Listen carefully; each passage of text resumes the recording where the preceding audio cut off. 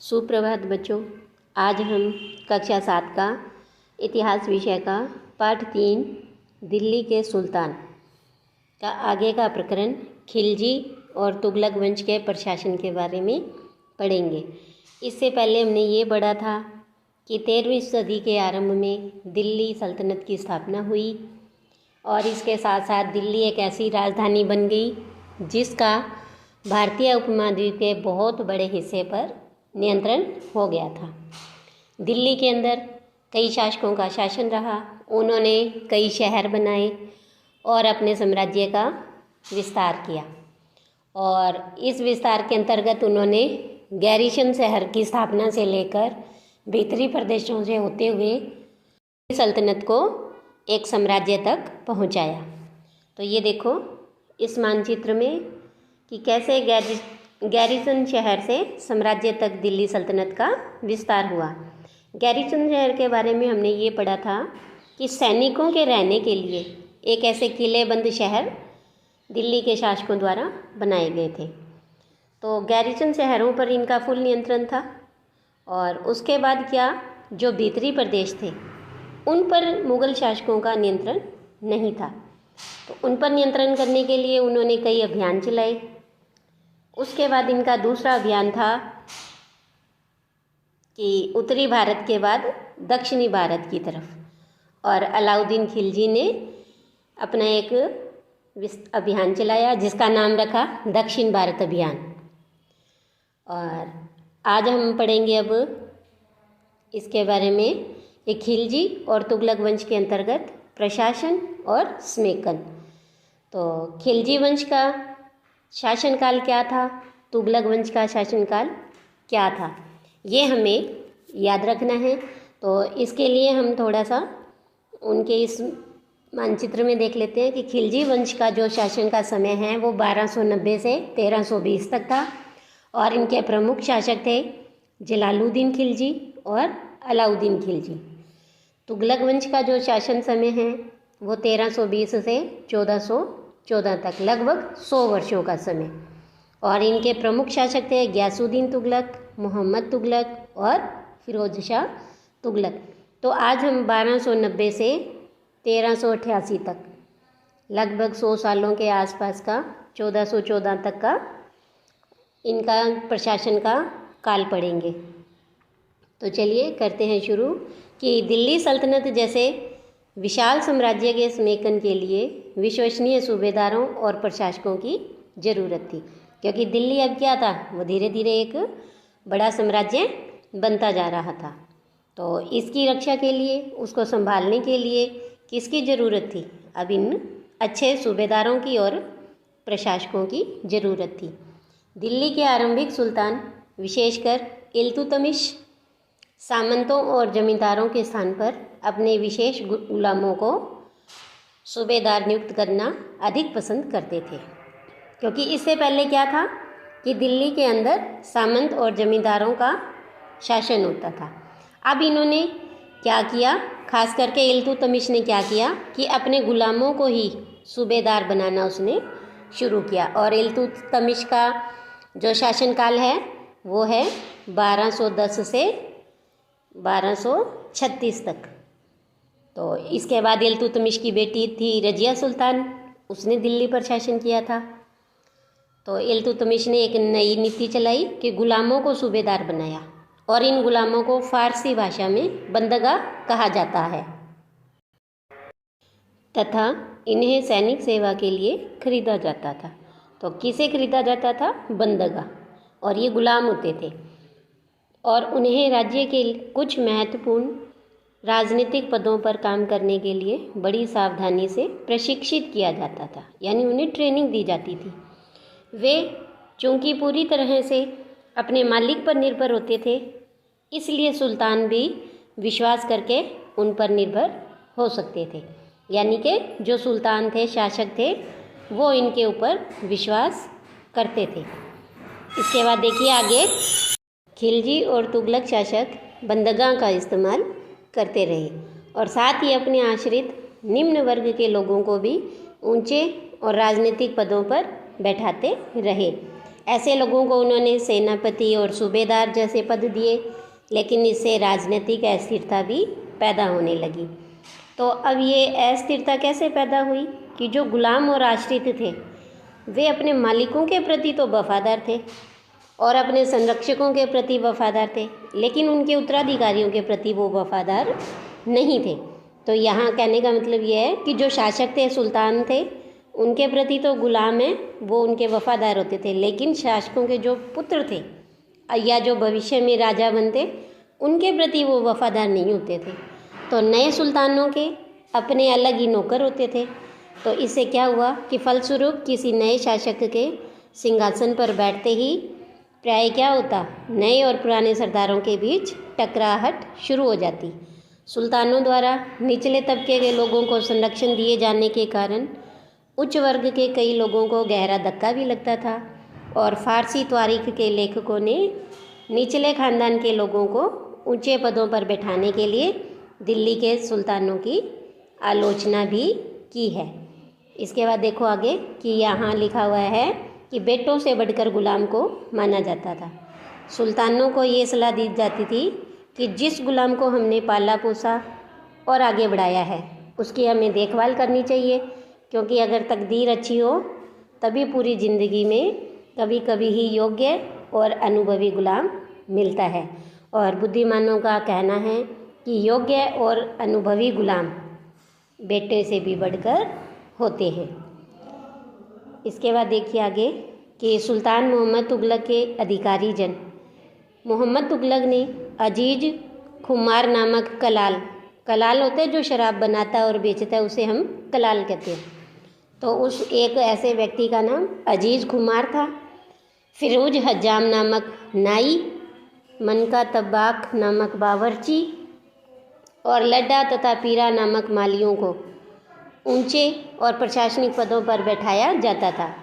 14वीं शताब्दी के मध्य के इतिहासकार जियाउद्दीन बर्नी ने इन नियुक्तियों का उल्लेख सुल्तान के राजनीतिक विवेक के नाश और शासन करने की अक्षमता के उदाहरणों के रूप में किया है। यानी ये इतिहासकार है जियाउद्दीन बर्नी, और इसने कहा कि उसने इन निम्न जाति के लोगों को कार्य के लिए रखा, उनकी नियुक्तियां की, और इससे क्या हुआ, इससे उसके शासन का और उसके विवेक का नाश हुआ। इसके बाद आगे देखो कि पहले वाले सुल्तानों की तरह ही खिलजी और तुगलक शासकों ने भी सेना नायकों को अलग अलग आकार के इलाकों के सूबेदार के रूप में नियुक्त किया, और ये इलाके इक्ता कहलाते थे। और इन्हें संभालने वाले जो अधिकारी थे वो इक्तादार या मुफ्ती कहे जाते थे। अब इन मुफ्तियों का क्या फ़र्ज था? इनका ये फ़र्ज था कि सैनिक अभियानों का नेतृत्व करें और अपने इक्तों में यानी अपने इलाके में कानून और व्यवस्था बनाए रखें। अपनी सैनिक सेवाओं के बदले वेतन के रूप में जो मुफ्ती हैं वे अपने इलाकों से राजस्व की वसूली किया करते थे। राजस्व मतलब टैक्स लेना, यानी वो टैक्स लेते थे, और राजस्व के रूप में मिली रकम से ही वे अपने सैनिकों को तनख्वाह भी देते थे। मुफ्ती लोगों पर काबू रखने का सबसे प्रभावी तरीका यह था कि उनका पद है वो वंश परंपरा से ना चले, यानी ये नहीं है कि मुफ्ती का बेटा मुफ्ती ही बनेगा, और उन्हें कोई भी इक्ता थोड़े थोड़े समय के लिए ही मिले। इसके बाद उनका स्थानांतरण कर दिया जाता था, यानी उनका स्थान बदल दिया जाता था। तो सुल्तान अलाउद्दीन खिलजी और मोहम्मद तुगलक के शासनकाल में नौकरी के इन कठोर नियमों का बड़ी सख्ती से पालन होता था। मुफ्ती लोगों द्वारा एकत्रित किए गए राजस्व की रकम का हिसाब लेने के लिए राज्य द्वारा लेखाधिकारी नियुक्त किए जाते थे। यानी मुफ्ती ने जितना भी धन लोगों से इकट्ठा किया, टैक्स इकट्ठा किया, उसका हिसाब उन्हें किसको देना पड़ता था? लेखाधिकारी को। और इस बात का यह ध्यान रखा जाता था कि मुफ्ती राज्य द्वारा निर्धारित कर ही वसूले और तय अंक संख्या के अनुसार सैनिक रखे। यानी राज्य द्वारा जितना भी टैक्स निर्धारण किया गया है वो उतना ही टैक्स उन लोगों से ले और उतने ही सैनिक रखे। जब दिल्ली के सुल्तान शहरों से दूर आंतरिक इलाकों को भी अपने अधिकार में ले आए, तब उन्होंने भूमि के स्वामी, सामंतों, अमीर, जमींदारों को भी अपनी सत्ता के आगे झुकने को मजबूर कर दिया। अलाउद्दीन खिलजी के शासनकाल में भू राजस्व के निर्धारण और वसूली के कार्य को अपने नियंत्रण में ले आया। स्थानीय सामंतों से कर लगाने का जो अधिकार है वो छीन लिया गया और बल्कि उन्हें खुद भी अब टैक्स देने के लिए मजबूर किया गया। यानी कि जो स्थानीय सामंत थे वो अब किसको टैक्स दे रहे थे? दिल्ली सल्तनत के शासकों को। तो सुल्तान के प्रशासकों ने ज़मीन की पैमाइश की और इसका हिसाब बड़ी सावधानी से रखा। कुछ पुराने सामंत और जमींदार राजस्व के निर्धारण और वसूली अधिकारी के रूप में सल्तनत की नौकरी करने लग गए। उस समय 3 तरह के कर प्रचलन में थे। पहला तो था कृषि पर, और जिसे क्या कहा जाता था? खराज। यानी खराज क्या है? एक कृषि पर लगने वाला कर है और ये किसानों की उपज का लगभग 50%, यानी कि जितनी किसानों की उपज हुई है उसका आधी उपज कौन ले लेता था? सुल्तान। तो दूसरा कर लगता था मवेशियों पर और तीसरा उनके घरों पर। तो यहाँ यह याद रखना जरूरी है कि इस उपमहाद्वीप का काफ़ी बड़ा हिस्सा दिल्ली के सुल्तानों के अधिकार से बाहर ही था अभी भी। तो दिल्ली से बंगाल जैसे सुदूर प्रांतों का नियंत्रण कठिन था और दक्षिणी भारत की विजय के तुरंत बाद ही वह पूरा क्षेत्र फिर से स्वतंत्र हो गया। यहाँ तक कि गंगा के मैदानी इलाकों में घने जंगलों वाले ऐसे क्षेत्र थे जिनमें पैंठने से सुल्तान की सेनाएं हैं वो अक्षम थी, क्योंकि जो वहाँ के लिए वो ट्रेंड नहीं थे घनी जंगलों में रहने के लिए। वहाँ के इलाकों के अंदर उनसे युद्ध करना वो कठिन हो रहा था, इसलिए वो इलाका वापस स्वतंत्र हो गया। वहाँ के स्थानीय सरदारों ने इन क्षेत्रों में अपना शासन दोबारा से जमा लिया। तो अलाउद्दीन खिलजी और मोहम्मद तुगलक इन इलाकों पर जोर ज़बरदस्ती अपना अधिकार तो जमा लेते थे, पर वह अधिकार कुछ समय तक ही रह पाता था, क्योंकि वो इलाका घना था, जंगली इलाका था और वहाँ उनका नियंत्रण उनसे कर पाना मुश्किल हो रहा था। इसके बाद देखो आगे कि क्या लिखा है। सरदार और उनकी किलेबंदी। अफ्रीकी देश मोरक्को से 14वीं सदी में भारत आए एक यात्री जिसका नाम था इब्न बतूता। उसने ये बतलाया कि सरदार कभी कभी चट्टानी, उबड़ खाबड़ और पहाड़ी इलाकों में किले बनाकर रहते थे और कभी कभी बांस के झुरमुटों में भी रहते थे।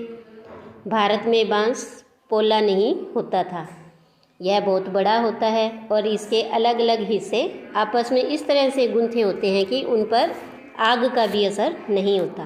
तो कुल मिलाकर ये बहुत ही मजबूत होते हैं। सरदार इन जंगलों में रहते हैं और इनके लिए किले की प्राचीर का अर्थ होता है दीवार, तो उसका काम देते हैं। इस दीवार के घेरे में ही उनके मवेशी और फसलें रहते हैं। अंदर ही पानी भी उपलब्ध रहता है और वहाँ एकत्रित हुआ वर्षा का जल, इसलिए उन्हें प्रबल बलशाली सेनाओं के बिना हटाया नहीं जा सकता। और ये सेनाएं जंगल में घुसकर खास तौर से तैयार किए गए औजारों को बांसों को काट डालती है। इसके बाद देखो कि चंगेज़ खान के नेतृत्व में मंगोलों ने 1219 में उत्तर पूर्वी ईरान में ट्रांसऑक्सिसियाना, जो अब जिसका नाम है उज्बेकिस्तान, इस पर हमला किया। तो पहले हम मानचित्र में मंगोल और उज्बेकिस्तान दोनों देख लेते हैं कि मंगोल ने उज्बेकिस्तान पर हमला किया था कब? 1219 में। तो अभी हम ये मानचित्र देखते हैं कि देखो ये रहा, ये भारत है हमारा और यहाँ पर है मंगोल। और उज्बेकिस्तान के लिए भी देख लेते हैं, उसके पास में ही है, ये रहा, ये भारत, यहाँ उज्बेकिस्तान था, मंगोल था और ये रहा उज्बेकिस्तान, है ना, किर्गिस्तान के पास में ही है। अब देखो आप इसके बाद कि यहाँ मंगोल और यहाँ पर उज्बेकिस्तान। तो मंगोल ने उज्बेकिस्तान पर हमला किया, कब किया था? 1219 में। इसके शीघ्र बाद ही दिल्ली सल्तनत को भी उनका धावा झेलना पड़ा। किसका? मंगोलों का। और अलाउद्दीन खिलजी और मोहम्मद तुगलक के शासनकालों के आरंभ में दिल्ली पर मंगोलों के धावे बढ़ गए। इससे मजबूर होकर दोनों ही सुल्तानों को एक विशाल स्थानीय सेना खड़ी करनी पड़ी और इस सेना को संभालना प्रशासन के लिए भारी चुनौती थी। तो देखते हैं कि इन दोनों सेनाओं की हम अब तुलना करते हैं कि इन्होंने अपनी सेनाओं को कैसे संभाला, कैसे प्रशासन किया। तो ये अलाउद्दीन खिलजी का यहाँ दिया हुआ है वर्णन और यहाँ पर मुग़ल मोहम्मद तुगलक का। तो अलाउद्दीन खिलजी के समय में दिल्ली पर 2 बार हमले हुए। कब कब हुए? 1299 से 1300 ये पहला हमला हुआ और दूसरा था 1302 से 1303 में। तो ये 2 बार हमले हुए। इनका सामना करने के लिए अलाउद्दीन खिलजी ने एक विशाल स्थानीय सेना खड़ी करी थी।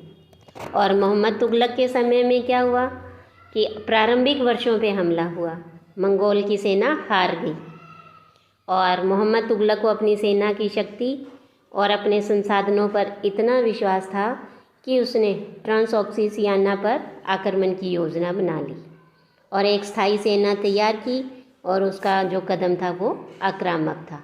देखो यहाँ पर मोहम्मद तुगलक ने मंगोलों को हराया, इससे उसका क्या हुआ, आत्मविश्वास बढ़ा और उसने उज्बेकिस्तान पर हमला करने के लिए योजना बनाई। अब देखिए इधर कि अलाउद्दीन खिलजी ने अपने सैनिकों के लिए एक सीरी नामक शहर बनाया जो कि क्या था, गैरिसन शहर था। यह हमने पहले भी मानचित्र में देखा था कि दिल्ली के शासकों के द्वारा कई शहर बनाए गए थे, जैसे दिल्ली एक कोहेना, वो भी एक गैरिसन शहर था।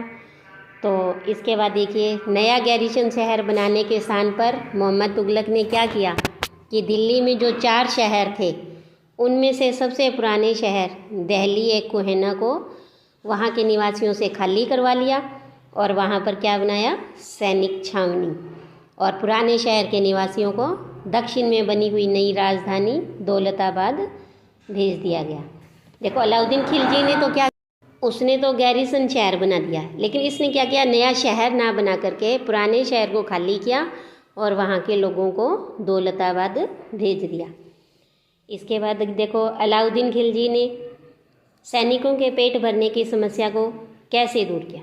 उसने क्या किया कि गंगा यमुना के बीच की जो भूमि है वहाँ से उसने टैक्स के अंदर जो खेती हुई उसकी पैदावार को इकट्ठा किया, टैक्स के रूप में उसने फसलों को ले लिया और किसानों की जो पैदावार थी उसका 50% हिस्सा उसने लिया और उसका नाम रखा खराज। वो टैक्स के रूप में एक लेता था, कृषि के ऊपर लगने वाला कर था ये। और मोहम्मद तुगलक ने क्या किया, उसने क्या, सेना को खिलाने के लिए उसी इलाके से खाद्यान्न इकट्ठा किया। इसने तो क्या किया, गंगा यमुना के जो अन्न वाले उपजाऊ क्षेत्र थे वहाँ से लिया, लेकिन इसने उसी इलाके से अन्न इकट्ठा किया। लेकिन सैनिकों की विशाल संख्या की ज़रूरतें पूरी करने के लिए सुल्तान ने अतिरिक्त कर भी लगाए और इस दौरान क्या हुआ, उस क्षेत्र में अकाल भी पड़ गया। इसके बाद देखो उन्होंने और क्या क्या कार्य किए। सैनिकों को वेतन भी देना होता था और अलाउद्दीन ने सैनिकों को इक्ता के स्थान पर क्या किया, नगद वेतन देना तय कर दिया। इक्ता तो टैक्स होता था जो वो लोग वहाँ की जनता से वसूल करते थे और वो उसी टैक्स से, उसी इक्ता से उन्हें वेतन दिया जाता था। लेकिन अलाउद्दीन खिलजी ने क्या किया, इक्ता के स्थान पर अपने सैनिकों को नगद वेतन देना तय किया। सैनिक अपना आवश्यक सामान दिल्ली के व्यापारियों से खरीदते थे और उन्हें यह आशंका रहती कि व्यापारी अपनी चीज़ों की कीमतें बढ़ा देंगे। तो इसे रोकने के लिए अलाउद्दीन खिलजी ने चीज़ों की कीमतों पर नियंत्रण लागू कर दिया। अफसर बड़ी सावधानी से कीमतों का सर्वेक्षण करते थे और जो व्यापारी निश्चित दरों से ज़्यादा या कम का उल्लंघन करते, उन्हें कम या ज़्यादा में बेचते तो उन्हें सज़ा दी जाती थी। मोहम्मद तुगलक ने क्या किया, मोहम्मद तुगलक भी अपने सैनिकों को नगद वेतन देता था, लेकिन कीमतों पर नियंत्रण करने की जगह उसने क्या किया कि कुछ आज की तरह कागज़ की मुद्रा, जिसे हम रुपया या नोट कहते हैं, उसने इस तरह से टोकन की व्यवस्था आरंभ की। और ये टोकन यानी ये सिक्के किस चीज़ के बने होते थे, धातु के होते थे, लेकिन सोने या चांदी के ना होकर सस्ती धातु के बने होते थे। 14वीं सदी के लोगों को इस मुद्रा पर भरोसा नहीं था, वे बड़े चतुर थे और अपने सोने चांदी के सिक्के को बचाकर वो रख लेते थे, और जितने भी टैक्स या कर देने होते थे तो वो इस मुद्रा से ही चुकाते थे। तो इस सस्ती मुद्रा जैसे जाली सिक्के भी बड़ी आसानी से बनाए जा सकते थे। तो अलाउद्दीन के प्रशासनिक कदम काफ़ी सफल भी रहे। इतिहासकारों ने कीमतों में कमी, बाज़ारों में वस्तुओं की कुशलता से आपूर्ति के लिए शासन की बहुत प्रशंसा की। मंगोल आक्रमणों के खतरों का भी उसने सफलतापूर्वक सामना किया। मुगलक तुगलक द्वारा उठाए गए जो प्रशासनिक कदम थे वो असफल रहे। देखो, अलाउद्दीन के जो प्रशासनिक कदम है वो तो बहुत सफल रहे, लेकिन तुगलक ने जो प्रशासनिक कदम उठाए वो बेहद असफल रहे। कश्मीर पर उसका आक्रमण पूरी तरह से विफल रहा। तब उसने तुरान पर हमला करने का इरादा है वो छोड़ दिया और अपनी विशाल सेना को भंग कर दिया। इसी बीच उसने प्रशासन संबंधी जो कदम उठाए थे उससे उसे क्या हुआ, कई प्रकार की परेशानियां पैदा हुई, और दौलताबाद ले जाने के से उससे लोग क्या हो गए, नाराज़ हो गए थे, और करों में वृद्धि की। गंगा यमुना के दोआब में अकाल से विक्षुब्ध जनता बगावत पर उतर आई, और मोहम्मद तुगलक को अंततः अपनी जो उसने टोकन मुद्रा चलाई थी, सिक्के चलाए थे धातु के, वो भी वापस लेने पड़े। तो इस तरह से हमने देखा कि अलाउद्दीन खिलजी और मोहम्मद तुगलक का जो प्रशासन है वो किस तरह से उन्होंने अपने प्रशासन को संभाला, कैसे उन्होंने दिल्ली सल्तनत को जो उसका विस्तार किया, उसे कैसे साम्राज्य बनाया। तो आज के लिए इतना ही, आगे की वीडियो में हम बाद में पढ़ेंगे। धन्यवाद।